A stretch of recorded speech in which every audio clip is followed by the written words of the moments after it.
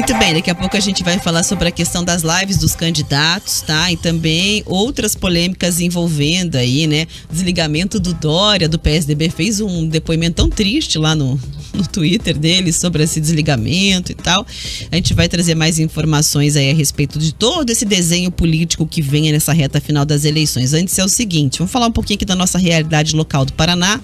O governo do Paraná mandou para os deputados estaduais um projeto de lei, uma proposta que é para aumentar o repasse de dinheiro para o pessoal do Ministério Público do Paraná e pede urgência aí para analisar essa questão e aumentar o dinheiro para o Ministério Público. A Manuela Niklevix, direto da redação da Jovem Pan News, vai contar para gente os detalhes. Oi para você mais uma vez, Manu. Vamos lá, Rafa. Bom dia para você mais uma vez, para o Riva e para todo mundo que nos acompanha. É uma proposta, na verdade, para fazer algumas alterações na LDO, a Lei de Diretrizes Orçamentárias, que já foi aprovada na Assembleia Legislativa. Essa proposta de mudança, então, foi protocolada ontem lá na Casa Legislativa. Tem que passar por toda aquela série de comissões antes de ser discutida em plenário, mas como você falou já aí no estúdio, Rafa, isso deve acontecer de forma bem acelerada, porque o governo do estado pediu que essa proposta de mudança tramite em regime de urgência. Qual que é o principal ponto, então, que está sendo apontado aí, né, e sendo acompanhado de perto? O Executivo quer um aumento de 0,1 ponto percentual em todo o recurso que será destinado em 2023 ao Ministério Público. Então, isso mudaria de 4,1% para 4,2% do orçamento do Estado. Quando a gente fala assim, parece que a gente está falando de um valor irrisório, né, de pouca coisa, mas na prática, já com os descontos, estamos falando de 32 milhões de reais que seriam então repassados a mais para o órgão, caso essa mudança seja aprovada. Além disso, outro detalhe que chama atenção nesse artigo, uma mudança, né, de artigo que foi encaminhada aí pelo Executivo à Assembleia Legislativa, é que o Executivo quer tirar do Poder Judiciário, do Ministério Público e também da Defensoria Pública a responsabilidade de ter os recursos necessários para o pagamento dos precatórios, né, que são aquelas dívidas públicas que já transitaram em julgado, então que o Poder Público precisa pagar naquele momento. Então, se isso for aprovado, também passa a ser responsabilidade do próprio Poder Executivo arcar com estas dívidas públicas. Isso, é claro, repercutiu bastante na Assembleia ontem. A nossa equipe conversou com alguns deputados por lá, dentre eles o presidente da Casa, deputado Ademar Traiano, do PSD, que afirmou que essa decisão aí de ampliar esse índice, né, do recurso destinado ao Ministério Público foi uma discussão que aconteceu apenas entre os órgãos e o governo do Estado, que até então, até a chegada desta proposta na Casa, o Poder Legislativo não tinha sido incluído em nenhum tipo de discussão. Vamos ouvir o que ele disse. Se o governo propõe essa iniciativa, é porque ele tem as condições para arcar com as responsabilidades. Não cabe ao Poder Legislativo fazer qualquer alteração. É uma iniciativa e é lógico que isso depende de voto. Quem conduz o processo é o líder do governo e, se eles entenderem que deve apreciar e votar, a Assembleia, ela simplesmente é soberana em suas decisões. O Ministério Público, praticamente 95% do que o Ministério Público gasta no seu orçamento é com pessoal.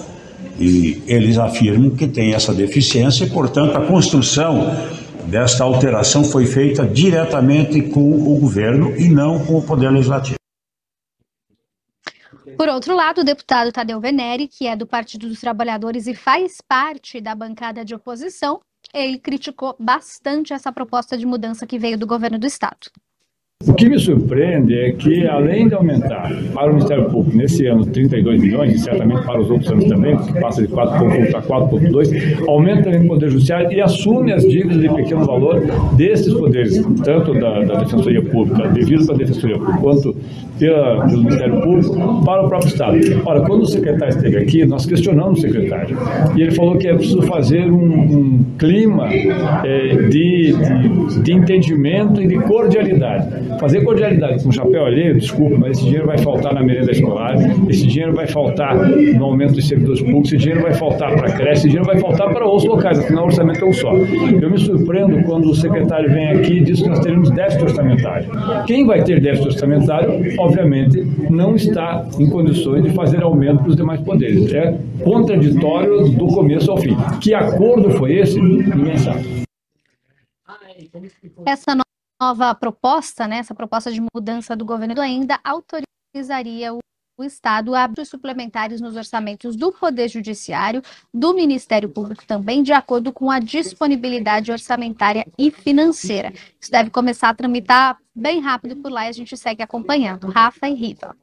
Obrigada, Manu. Tá aí, portanto, Riva, polêmica em relação a quanto deve ser o repasse do Ministério Público. Tem pressa para essa análise entre os deputados, críticas da oposição e urgência por parte do governo. Ai, Rafa, há coisas que a gente nem devia discutir mais, sabia? Eu nunca vi o Ministério Público apontar e dizer assim, ou a Justiça dizer assim, economizamos. Que tal a gente devolver um pouco desse dinheiro para vocês? A gente só vê assim, precisa de aumento de repasse, precisa de aumento de repasse, precisa de aumento de repasse. Parece um mantra. Vai chegando essa época de discussão do orçamento, a LDO ou a LOA, né? Agora é Lei Orçamentária Anual. A gente só vê assim, Rafa, esse mantra. Vamos repetir como mantra para nós? Precisamos de aumento de repasse. Precisamos de aumento de repasse. Quando é que vocês vão aprender a se gerenciar com tanto de dinheiro que ganha? Um ganha 3,5%, outro ganha 5%, outro ganha não sei o que, outro ganha não sei o que, guia penduricalho daqui, guia penduricalho de lá. E o trabalhador?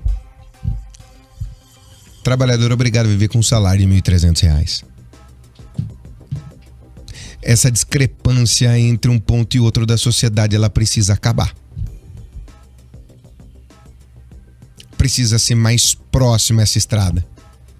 Essa ponte, ela não pode ter um elo quebrado no meio, Rafa. Ela tem que ser conectada.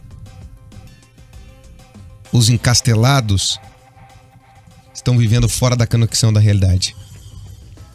E sabe o que é pior? Não estão nem aí com a paçoca. Segue o baile.